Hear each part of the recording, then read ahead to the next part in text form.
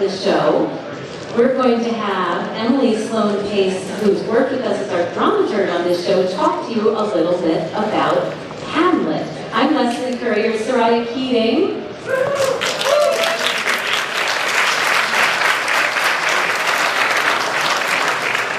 We've had the great privilege of directing this play. We've been working with the men since August to practice for today.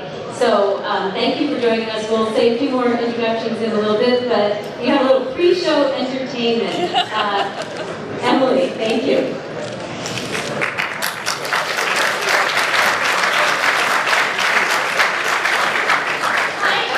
Welcome to our production of Hamlet here that should start any minute. My name is Emily. I'm finishing a PhD at UC Santa Cruz where I work on Shakespeare studies. And so I just want to, kind of introduce you to the play a little bit. This was written, sort of originally performed in 1601, and it's written in 1603. There are a couple of different versions of the text that we know as Shakespeare's Hamlet. There's some short performance versions, there's a longer, more full-length version. This is kind of a version in between. If you were going to perform every line that's written in Hamlet, it would be over 4 hours long. In Shakespeare's day, they didn't have intermissions, so that would be a long time for you as an audience member to be either sitting, if you were lucky enough to have the money to buy a seat, or to stand, which is what most of the people would have been doing.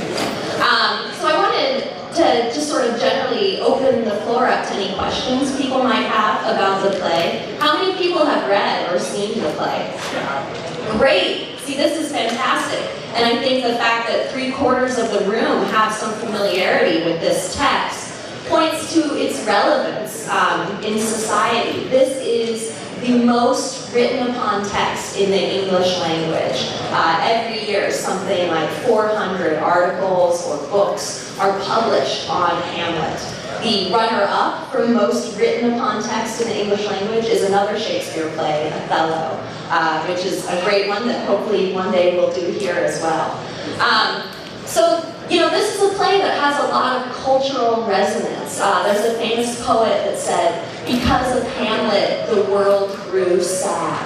After its performance in England, people started wearing all black because that's what Hamlet wears in the play. So it had a lot of popular influence during the time it was written, as well as continuing to today. This is one of the most frequently performed plays in the world. There's probably another dozen productions going on right now as we speak. And in London, where the Olympics are getting ready to be held this summer, they've been doing all sorts of Shakespeare plays. They've actually put on every single play that Shakespeare wrote over the last 6 weeks in London, so Hamlet was among them.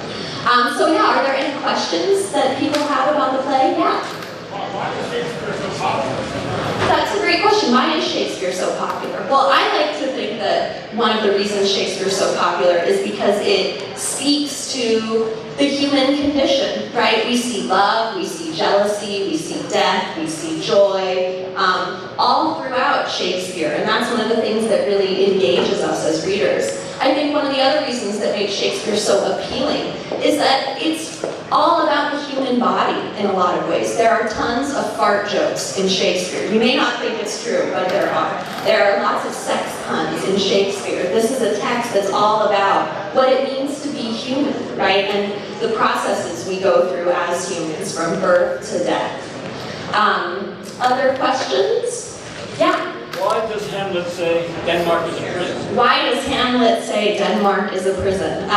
That's a great question, and that's a line that has a lot of resonance. I think Denmark is a prison to Hamlet because he feels trapped in this space, right? He feels trapped physically by the constraints of being a prince. He feels trapped intellectually. Hamlet is a college kid. He wants to go back to Wittenberg, to Germany, and go back to college and having fun, but he's stuck here in Elsinore, having to confront the reality that his father has been murdered by his uncle, and that he has been deemed the one by fate, essentially, to set this crime right, to sort of, to fix things. Other questions?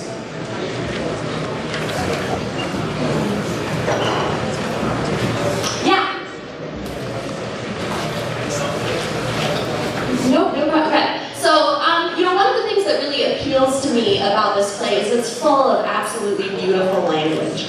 And sometimes that language might be hard to understand, but I really encourage you, even if you don't quite feel like you get what they're saying, to pay attention to the emotions that they're expressing. Hamlet gets performed in all sorts of different languages, often where the audience isn't necessarily familiar with the language. So even if this Elizabethan English may seem unfamiliar to you, just try to stick with it and follow through the lines of action, because I think things become very clear as you pay attention and keep with it.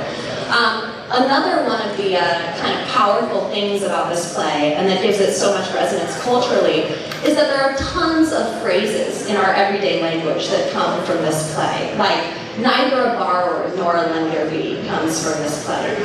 To thine own self be true is a line straight out of this play. For people who are in 12-step programs, that's what's written on your chip, right? So Hamlet has this kind of linguistic resonance that echoes, I think, in the English language. Let's see, neither a borrower nor lender be, to thine own self be true, to be or not to be, of course, one of the most famous lines from the play and all of Shakespeare. And so I encourage you, I think you'll hear a lot of lines that you are familiar with and you may not even realize were Shakespeare. And that's one of the other things that makes this play so exciting. Every time I read it, I come across some line that I've forgotten actually came from here. Get thee to a nunnery. That's a great, classic line from this play, right? The undiscovered country. What dreams may come. There are a lot of terms that really echo in the English language that come straight from here. And so I encourage you to sort of keep your ear tuned to that. Any other questions or general inquiries about Hamlet, about Shakespeare, about what we've been doing here? Yeah? The section that you cut out, is there really anything really what people know with the section you cut out? We have edited stuff down, of course, but I think the heart of the plot is still there. A lot of the things we've cut out are a lot of the wordplay games. Hamlet is a character with tons of verbal skill, right? He knows how to turn a phrase. He knows how to take your words and kind of manipulate them and play with them. And that's some of the stuff that we have cut out. But I think in terms of the plot, all that you need to know is there, and it should be an engaging performance, even though things have been cut. But I do encourage you all, if you get the chance, read the full text of Hamlet. It's a fantastic work that I think you'll be surprised. Even if you are kind of hesitant to jump into Shakespeare, you can get it. You just have to spend some time reading. Other questions? Yeah? Why does he take so long to act? Why the delay? Oh, what a great question. Why does Hamlet take so long to act? That is something that scholars have been fretting over for 400 plus years. I think Hamlet is a man of words often more than action. And so that's one of the reasons why it takes him so long to finally do what he needs to do. And really, in a lot of ways, he doesn't act until he's forced to, right? Until he has no choice. So that's one reason. I think Hamlet is also sort of representative of this new Renaissance man that's being developed at the time, right? A man who's more engaged in intellectual pursuits rather than kind of violent aggression, which is the world that we gather was more of his father's world, right? The ghost of old Hamlet that haunts the play is really this older world of, warrior kings. And that's kind of a space that Hamlet and the Renaissance are moving away from. Great question. Yeah? Did Shakespeare write Shakespeare? I absolutely think Shakespeare wrote Shakespeare. Some of you may have seen the, I will say, awful movie Anonymous that came out last fall. I was not a fan, and it did not do well in the box office, so I felt vindicated by that. But there's a lot of people who think Shakespeare didn't write Shakespeare, that someone who was only the son of a glove maker couldn't possibly have the kind of insight into what it means to be human, into court politics, into world history, to have possibly done the kind of great work that he's done. And I really disagree with that. I think, that Shakespeare, just like all of us, was able to see the world for something larger. And he had a fantastic education. His grade school education, as we put it, would be akin to getting a BA from a top university. He knew Latin, he knew Greek, would have studied lots of history. And so the idea that Shakespeare didn't write Shakespeare is one that's really based in class and economics, and this idea that someone who's poor and you couldn't possibly do the great things that he did. Thank you.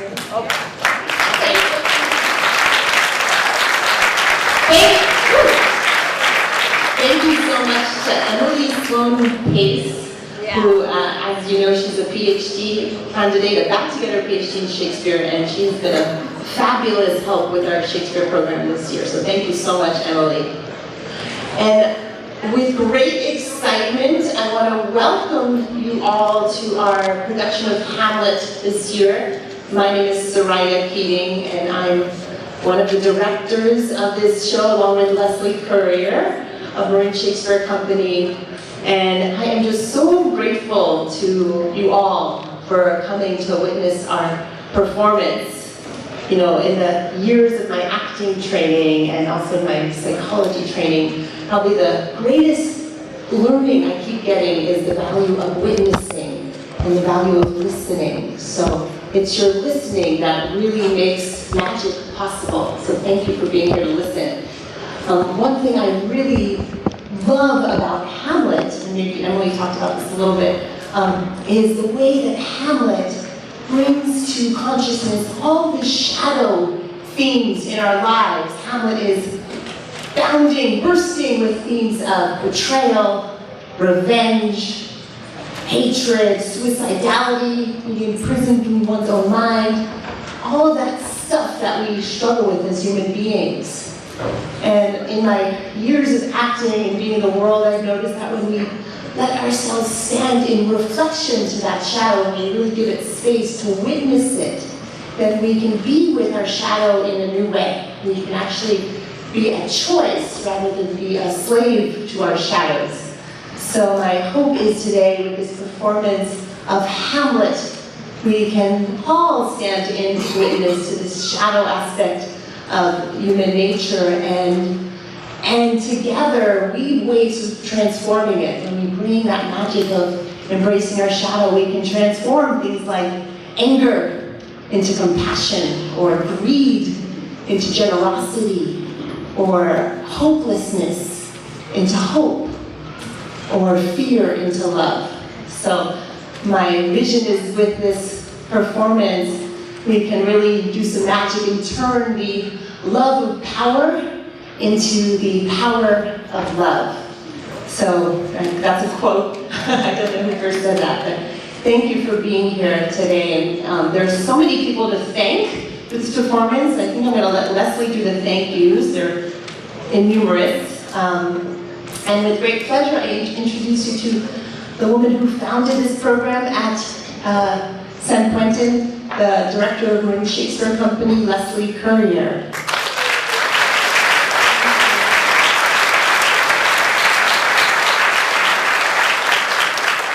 Thank you, Soraya. This is the 8th year of Shakespeare at San Quentin. It's a labor of love for us at Marin Shakespeare because we learn so much and grow so much doing this program and working with these men. Hamlet is not the first play we would have chosen to do as a full-length performance at San Quentin Prison with an inmate cast. And the only reason that we are doing this show today is because the men in this company, the core group of actors, have built up their skills and their confidence and their abilities to the point where we said, let's tackle Hamlet.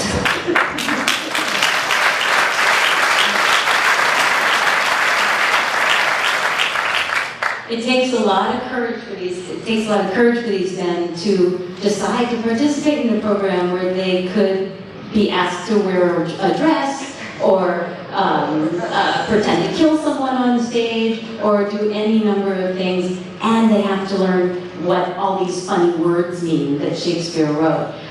They are courageous, they have worked very, very hard, and we're so happy to share the fruits of this labor with you today. Soraya Keating is a fabulous theater artist. She's also a trained drama therapist. She's a fabulous partner, and she's allowed me to be her partner in directing this show. Emily Sloan Pace, who you saw earlier, is getting her PhD in Shakespeare Studies from UC Santa Cruz. Having her in the room to help teach what this play means was fabulous over the course of the year. And you'll see two women in the cast who are studying to get a master's degree in drama therapy. They've done an internship with us for the past 3 or 4 months, and they're playing Gertrude and Ophelia in the play.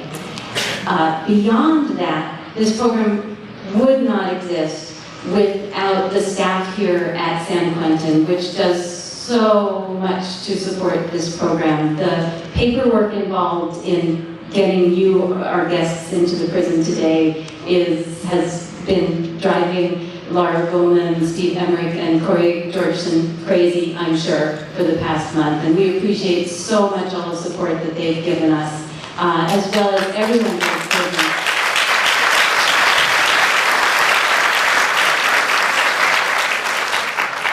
All of the guards, all of the people who, the warden, the captain, everyone who has extra work to do to allow programs like this to exist, we really appreciate, because programs like this are correctional. For the Department of Corrections, you know, these are important programs. There are many, many programs here at this prison. And we also thank the William James Association, which has helped fund this program for the last 3 years and helps fund a prison arts program here and in other prisons around the country. They are leaders in the field of arts and correction, which is a shrinking field. So thank you so much for your support.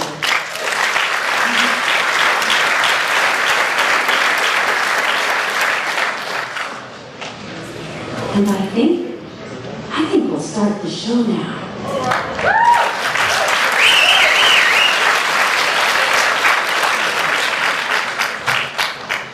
We're going to do the play in just under 2 hours. There's no intermission, and at the end of the play there will be a question and answer session where you can ask our actors about their experiences in this play.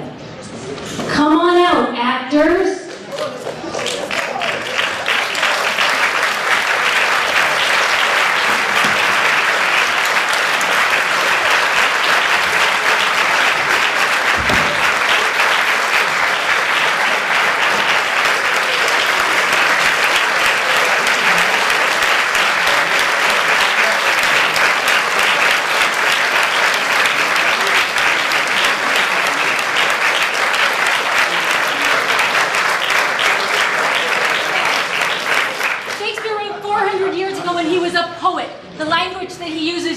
and sometimes hard to understand at first. It takes a little while for your ear to get used to the language.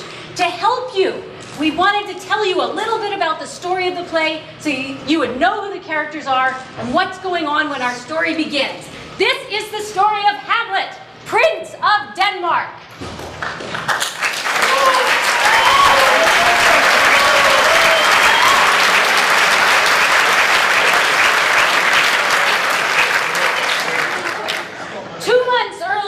Hamlet's father died, King Hamlet, great, wonderful king of Denmark. And Hamlet's mother, Queen Gertrude, married Hamlet's uncle, who became King Claudius of Denmark. Why wasn't Hamlet king? Well, he was off at college in Wittenberg studying, and his uncle kind of stole the kingdom and his mother from him. Hamlet comes back for the funeral, and okay. So that's what happened 2 months before our play begins. As our play begins, Hamlet has come back for his father's funeral, and Lord Polonius, who is the chamberlain, the right-hand man to King Claudius, is in the court, along with his son Laertes, who's come back from where he's studying in college in France. Laertes' sister is Ophelia. She's Hamlet's girlfriend.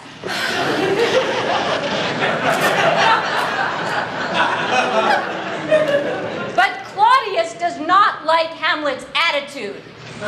The kid's being morose. He's being sullen. What's going on with this guy? Polonius says, Polonius says to his daughter, honey, this guy's a prince. He's above your stars. He's never going to marry you. He has to marry a princess. He can't just marry anyone. You have to break it off with him. And then he goes to the king and he says, I know what's wrong with Hamlet. I know why he's feeling so bad. It's because he's heartbroken. It's love. My daughter broke his heart. That's why he's acting so nuts. Claudius doesn't really believe this. So Claudius, well, first what happens is that Laertes says, hey, can I go back to college now that the funeral's over? And the king says, yes, sure. But Laertes' dad, Polonius, he's a kind of sneaky guy. So he has Osric, a courtier, go after Laertes and spy on him. It's just that kind of a world, you guys. And then the king invites two of Hamlet's friends from college to come to town, Rosencrantz and Guildenstern. And he asks them to spy on Hamlet and find out why Hamlet's acting so weird. Well, there are palace guards in this palace, the palace of Elsinore in Denmark. And one night, another of Hamlet's friends has come to Elsinore for the funeral, Hamlet's best friend Horatio.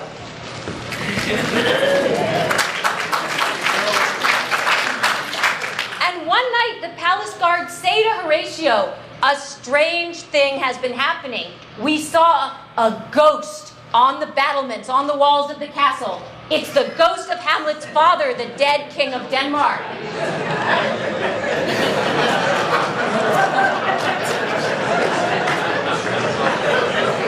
Is this true?